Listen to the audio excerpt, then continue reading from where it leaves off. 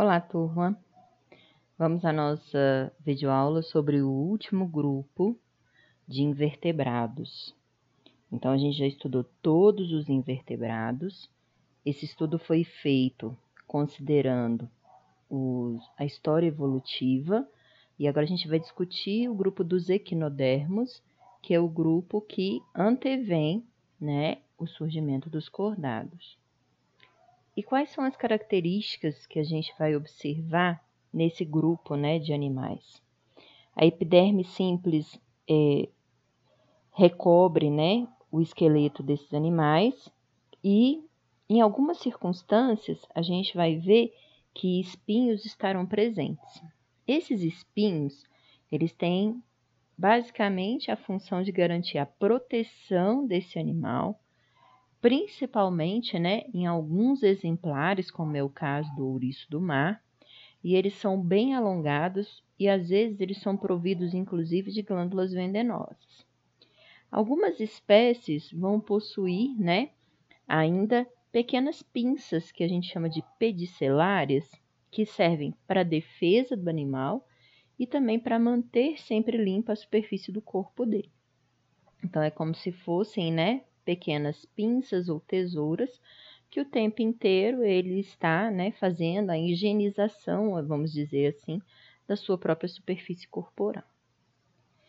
No que diz respeito à sustentação, né, e também à locomoção, os equinodermos, eles vão possuir endoesqueleto, né, de placas calcárias, que são móveis, então articuladas, mas também podem ser fixas. E frequentemente, né, elas podem ter associadas a elas espinhos. Então, aqui a gente tem um exemplo, né, de uma bolacha do mar, que é um equinodermo, em que a gente vê, né, esse endoesqueleto formado por placas e a presença aí desses espinhos, ok? Essas placas, elas podem ser macroscópicas, né, distribuídas pelo corpo do animal, como é o caso observado nos pepinos do mar, ou constituir uma carapaça muito resistente, né, como é aquela que a gente observa no ouriço. Então, existe, de certa forma, né, uma variação no que diz respeito à organização desse endoesqueleto, apesar de que ele está presente, né, em todos os equinodermos. Nesses animais, a movimentação ela é quase que ausente. Ela, na verdade, ela vai se apresentar de maneira lenta e quando ela acontece pela atuação dos pés ambulacrários e também, né, pela movimentação dos espinhos que é promovida por contrações musculares. No que diz respeito, né, à nutrição e à digestão, o sistema digestório desses animais é completo, exceto no caso do Ophiurus, né? O Ophiurus é um exemplo de equinodermo que só tem uma abertura em contato com o meio externo. As estrelas do mar, né? Elas são animais carnívoros e elas são predadoras e o alimento preferido delas são as ostras. Apesar da potente musculatura, né, que as ostras apresentam, as estrelas do mar acabam conseguindo abrir as válvulas, né, as valvas, introduzindo então o estômago delas e lançando enzimas que vão favorecer o processo de digestão, que nesse caso é externo, né? Os ouriços do mar, eles se alimentam de algas que são trituradas pelos 5 dentes calcários que formam a lanterna de Aristóteles, né? Então, aqui está a lanterna de Aristóteles. Quando você levanta um ouriço do mar, você vai ver essa abertura, né, com essas estruturas calcárias aqui, que tem capacidade, né, de movimentação e trituração do alimento. No que diz respeito à circulação, respiração e à excreção desses animais, né? O que chama atenção no que diz respeito aos equinodermos? Eles não possuem coração nem mesmo sistema circulatório típico, mas eles conseguem fazer a distribuição de gases e alimentos, né, adequadamente. Por quê? Existe, né, no organismo deles um reduzido sistema de canais, por onde circula um líquido, né, incolor, que contém umas células que a gente chama de amebócitos. E como essa circulação acontece ao longo do corpo do animal como um todo, ele consegue distribuir tanto nutrientes quanto gases pelo mecanismo de difusão, né? No caso da respiração especificamente, ela vai acontecer no sistema ambulacrário. Então, o sistema ambulacrário é esse sistema aqui, né? Em que a gente tem aqui os pés ambulacrais. Esses pés ambulacrais estão distribuídos ao longo do corpo da estrela do mar como um todo. E aí a gente tem, né, essas ampolas ligadas aqui através de canais radiais a esse sistema que conduz aqui, né, para o canal circular nutrientes, gases, excretas, de acordo aí com a necessidade.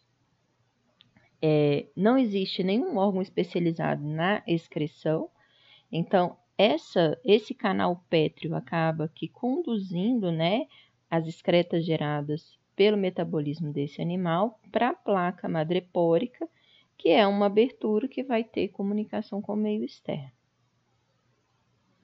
O sistema nervoso desse animal, ele vai, né, basicamente representar um anel nervoso que ele apresenta próximo à região oral, né, da onde partem então os seus nervos radiais, e não existem gânglios no sistema nervoso desse animal. Eles possuem células táteis na sua superfície corporal, o que de certa forma garante a ele algum reflexo aí às estimulações que ele recebe do ambiente. No que diz respeito à reprodução, os equinodermos são animais de sexos separados, então você tem a figura do macho e da fêmea. A fecundação deles é externa, então você vê uma aproximação dos indivíduos, a oviposição, né? O que vai acontecer? Você tem a fecundação no ambiente externo, né? Então, os órgãos sexuais são bastante simples, existindo geralmente, né, apenas gônadas sem dutos genitais, e aí essa fecundação acontecendo no ambiente vai ter a presença das larvas, aqui a gente tem alguns exemplos de larvas de equinodermos, indicando que o desenvolvimento desses animais é um desenvolvimento indireto. Então, quando a gente fala da classificação dos equinodermos, a gente tem a classe crinoidea, que reúne os crinoides, que são os equinodermos semelhantes a flores, né, que vivem desde abaixo da linha da maré baixa até profundidades abissais. E o corpo desses animais é um pequeno cálice em forma de taça, né, de placa calcária, e a boca e o ânus estão presentes na superfície oral. Então, apesar de serem duas aberturas, são duas aberturas que são localizadas, né, na face oral.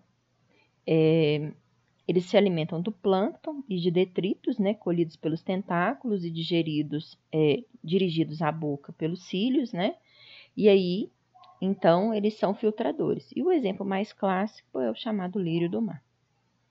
Já os equinoidea, né, são os ouriços ou as bolachas de praia. Esses membros, né, têm um corpo arredondado, sem a presença de braços ou raios livres, como é o caso das estrelas, mas elas possuem espinhos extremamente delgados e móveis.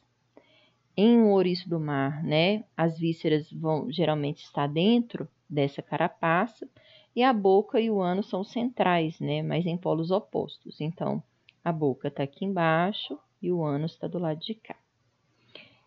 Os ouriços vão se alimentar de plantas marinhas, né, matéria morta animal e também pequenos organismos, porque essa boca ela está aqui em contato com a superfície.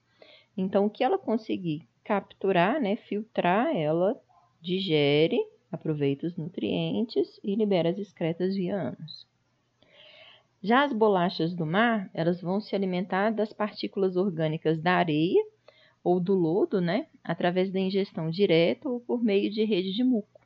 Então, elas secretam o muco, né? Então, aqui a gente está vendo o sistema ambulacrário, né, bem marcado dessa bolacha. Aqui a gente tem a abertura anal, a abertura bucal está do outro lado. Aí, Quando esse animal vai se alimentar, ele secreta aqui embaixo um muco. Esse muco ele vai aderir matéria orgânica. Aí depois esse muco é absorvido, o processo digestório acontece e o que é excreto é liberado para o meio externo. A classe asteroide, ela vai reunir as estrelas do mar, né, que talvez sejam os equinodermos mais conhecidos. Então, essas estrelas do mar abundam em quase todas, né, as costas marinhas, especialmente em praias rochosas e ao redor de pilares de portos. Várias espécies vivem desde as linhas da maré também até profundidades, na areia, no lodo. O corpo, né, consiste de um disco central com 5 raios ou braços afilados, que é esse desenho que a gente consegue ver aqui, né? O canal circular do sistema ambulacrário e os 5 braços afilados. Na superfície aboral ou superior, a gente vai ver espinhos calcários, né? Os quais são parte do esqueleto. Eles são branquiais, nada mais normal, né? Porque é um animal aquático. O ânus é uma abertura muito pequena, próxima ao centro da superfície aboral. Então, aqui, mais ou menos, a gente vai ver a estrutura do ânus. Esses animais, né, têm a boca no centro da superfície oral, que é aqui na parte de baixo. E o sistema ambulacrário, né, está relacionado aí à distribuição de gases e nutrientes e também a circulação, né, de fluido nesse animal para favorecer a sua locomoção. Na ponta de cada braço há um tentáculo táctil e uma mancha ocelar que é sensível à luz. Então, ele não enxerga e não forma imagem, mas ele consegue perceber claro e escuro. E as estrelas do mar, elas são predadoras, né? Como a gente já falou. Então, elas vão se alimentar de moluscos, de crustáceos, de vermes tubícolas. E algumas vão se alimentar da matéria orgânica em suspensão ou até mesmo de animais pequenos e ativos, como peixes, né? Que ocasionalmente podem ser capturados. No que diz respeito à sua reprodução, elas produzem óvulos e espermatozoides, que são postos na água, onde vai acontecer a fecundação, o desenvolvimento, né, desse zigoto com a presença aí de fase larval. Esse aqui é o Ophiurus, né, que está na classe Ophiuroide. Eles têm uma estrutura anatômica que lembra a estrutura de uma estrela do mar. Porém, né, eles são menorzinhos, os tentáculos são mais finos, mais longos também, tá? No braço há um ramo do sistema ambulacrário, né? E os pés ambulacrários são ventrolaterais, né? Sem ventosas. E eles são animais sensitivos e normalmente, né, vão fazer o processo respiratório e também de distribuição de nutrientes pelo próprio sistema ambulacrário. Todos os órgãos digestivos e reprodutores estão na região discoidal e a boca fica no centro da superfície oral. Nesse animal não tem ânus. Então, o local por onde entra é o local por onde saem também, né, as excretas. Vivem desde a água rasa até águas profundas e eles podem se esconder também embaixo de pedras, em plantas marinhas e são muito ativos à noite, né, porque são mais dificilmente observados. Movem-se por movimentos serpenteantes, rápidos, e vão se alimentar também de pequenos crustáceos, de moluscos, de outros animais e detritos do fundo, né? Ou seja, assim como as estrelas do mar, eles são predadores. E o nome, né, popular desses animais é serpente do mar. Essa aqui é a bolacha, né, que a gente chama de Holotúrias, na classe Holoturoidea. Em oposição aos outros equinodermos, as holotúrias têm um corpo delgado e alongado.